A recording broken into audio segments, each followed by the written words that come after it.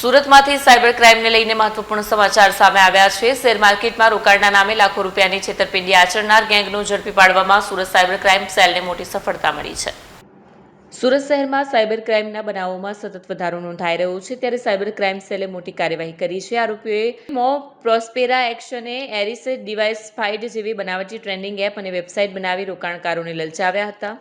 ફરિયાદીઓ પાસેથી અલગ અલગ બેંક એકાઉન્ટમાં કુલ લાખો રૂપિયાની રકમ ટ્રાન્સફર કરાવી નવા આપવાના બહાને વધુ ચાર્જની માંગણી કરી અને રૂપિયા પરત ન આપતા છેતરપિંડી આચરી હતી।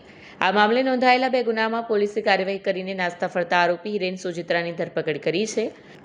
પોલીસ તપાસમાં સામે આવ્યું છે કે આરોપીના બેંક એકાઉન્ટમાં દેશભરના અનેક સાયબર ફ્રોડ કેસ સાથે જોડાણ છે અને કરોડો રૂપિયાની લેવડ-દેવડ થઈ છે।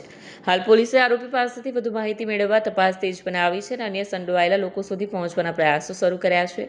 પોલીસે લોકોને અનુરોધ કર્યો છે કે સોશિયલ મીડિયા પર આવતી લલચામણી રોકાણ ઓફરોથી સાવચેત રહીને કોઈપણ અજાણી વ્યક્તિ સાથે નાણાકીય વ્યવહાર કરતા પહેલા સંપૂર્ણ તપાસ કરી લેવી જોઈએ।